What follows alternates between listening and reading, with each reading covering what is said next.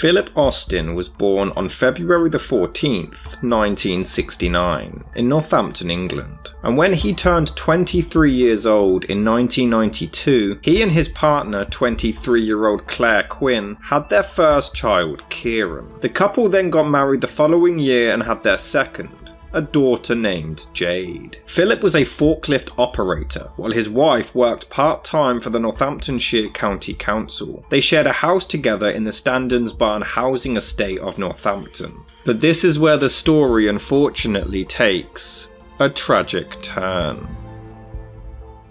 It was somewhere around here in Standens Barn where Philip shared a home with Claire, which is when the horrific crime took place. On July the 10th, 2000, 31-year-old Philip Austin brutally hit his wife Claire over the head with a mallet, before proceeding to strangle her with her own bra. He then repeatedly stabbed her so viciously that he snapped the knife, and had to continue the assault with a second one. He then brutally battered the family's 2 dogs to death as well. After this incident, he left with his kids to casually take them to a fish and chip shop, but he wasn't quite done. After abandoning his wife's lifeless body in the kitchen, Philip casually picked his children up from school and drove them around for roughly 8 hours, even taking them out to get some fish and chips. When they finally arrived home, he sedated his children in their beds and strangled them. Philip Austin then fled the scene. We'd later find out that he ran away to Blackpool and then Scarborough, while his family's dead bodies remained undiscovered for an entire week. Eventually, after the children continued to fail to attend school and nobody could seem to reach any of them, Claire's mother, 53-year-old Carol Quinn, decided to investigate the home, which is when she discovered the gruesome crime scene. It was the worst moment of my life, beyond anyone's worst nightmares. I have an imprint of finding the bodies on my mind all day, every day. Sometimes I think about it and I weep in the shower. There are times when I can't close my eyes without thinking of the tiny bodies left there like bags of rubbish. What he did was evil. On July the 20th, Philip was found in the Lake District, sitting in his car after a failed suicide attempt. Both of his wrists had been slashed, and he was arrested. To this day, he has never given a coherent explanation as to why he decided to snap and murder his own family. She started hassling me and arguing and that. I just turned on her. It sort of came to me that I killed her, so I went upstairs and killed my children. In our minds, it hasn't been 20 years. This happened yesterday. This is how fresh it still is. I go through that day of discovering the bodies virtually every hour and I still get nightmares. At the start they were so bad that I used to jump out of bed still asleep, hit myself against walls, hit my husband Harry and he'd have to wake me up. They were just dreadful and I get them to this day. Austin will never know how much he has tortured me. Ever since he killed my family, my husband and I became different people and that will never be fair. Philip initially pleaded not guilty on the grounds of diminished responsibility due to his unbalanced mental state, though he did change his plea, and in March 2001 he was charged with 3 concurrent life sentences and given a minimum of 20 years, which is when he would be eligible for parole. The judge described his crimes as beyond the bounds of disbelief. He was given 3 life sentences to be served concurrently, which equate to 1 life sentence. It's a joke. He will do it again, that's what I'm afraid of. It's not fair on the general public. We just hope and pray that he'll be kept in. During his time in prison, Carol has consistently demanded to confront the man who took her daughter and grandchildren away from her, but Philip has always refused and has never given her any kind of explanation for that day. You take a life, you've crossed a line. There's no other crime as serious as murder. How can they ever say that that person will never take another life? It absolutely terrifies me, the thought of him coming out. It mustn't happen. Which is why I'll fight until I take my last breath to keep him inside so that he can never do this to anyone else. It's too late when they've done it, taken a life. They should have theirs in prison. No one knows until they've been through it. The pain and the hurt that it causes, it changes your life forever. Carol set up a petition to ensure that the murderer remains behind bars and that his parole doesn't go ahead.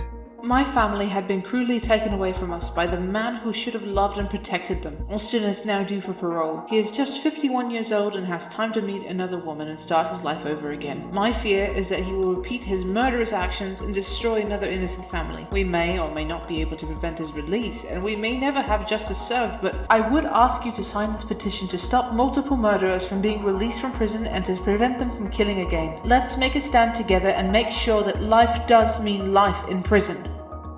In 2021, after serving his initial sentence, it was concluded that Philip had suffered severe financial problems, emotional outbursts, and rumination with low self-worth in the past, so they were convinced that he would re-offend. Therefore, Philip was denied parole, though it was considered to move him to an open, less secure prison. I'm totally disgusted. We have no such thing as British justice in this country anymore. I can't believe that he's a killer but might be let into open prison, which is the next best thing to being released after only 20 years. During his time inside, Philip has been taking accredited courses which focus on offending behaviours, decision-making, relationships, victim awareness, and to monitor his use of violence. It was concluded that he has been showing positive attitude towards rehabilitation, which is why he may be moved to a less secure unit. Philip himself admitted that he's not looking to be released, just for a bit more freedom.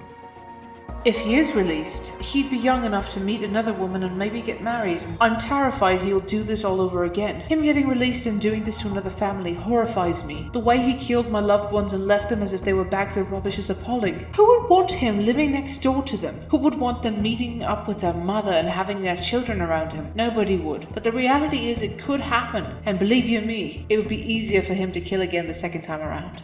Parole board decisions are solely focused on what risk a prisoner could represent to the public if released, and whether that risk is manageable in the community. A panel will carefully examine a huge range of evidence, including details of the original crime and any evidence of behaviour change, as well as explore the harm done and impact the crime has had on the victims. Members read and digest hundreds of pages of evidence and reports in the lead up to an oral hearing. Evidence from witnesses including probation officers, psychiatrists and psychologists, officials supervising the offender in prison, as well as victim personal statements are then given at the hearing. The prisoner and witnesses are then questioned at length during the hearing, which often lasts a full day or more. Parole reviews are undertaken thoroughly and with extreme care. Protecting the public is our #1 priority. Thankfully, the request to be moved to a less secure prison was denied, though it was due to be re-evaluated in 2023. We get asked if we want to make another impact statement, but nothing has changed. My daughter and grandchildren are still dead. I would like to ask anyone who thinks he should be allowed this freedom now, how they would feel if he came out of prison and he met their daughter or granddaughter and they lived together. How safe would you feel? I would not feel safe with him out. We shall fight as much as we can. I know he will be released one day and I really fear for that day. But as the new hearing began at the beginning of 2023, it was adjourned. It was an absolute farce. My son and his wife went to the hearing. I couldn't go because my husband is not well, so there was a Ministry of Justice representative for us. They travelled down the night before because the hearing was near Ipswich. My son read a statement out and the Ministry of Justice representative read mine and my husband's statement. The offender was asked if he wanted to go into the room, but he refused. He was too much of a spineless coward to face the family. Then they were told it was being adjourned because they didn't have all the reports regarding his behaviour from before his crime and since. It's absolutely disgraceful. We had to have our statements in months ago, so why didn't they make sure they had theirs? We've been told it will resume on May 16th and a decision will be made 2 weeks after that, which will take us to May 30th, which is the date of my daughter's birthday. At the time of writing this episode, Philip Austin remains in a secure unit and the hearing is ongoing. But what caused this seemingly normal husband and father to snap and murder his entire family? And is a second chance always worth giving to everybody? This brutal crime took place over 20 years ago, and there are still things we can no longer understand and can only continue seeking answers.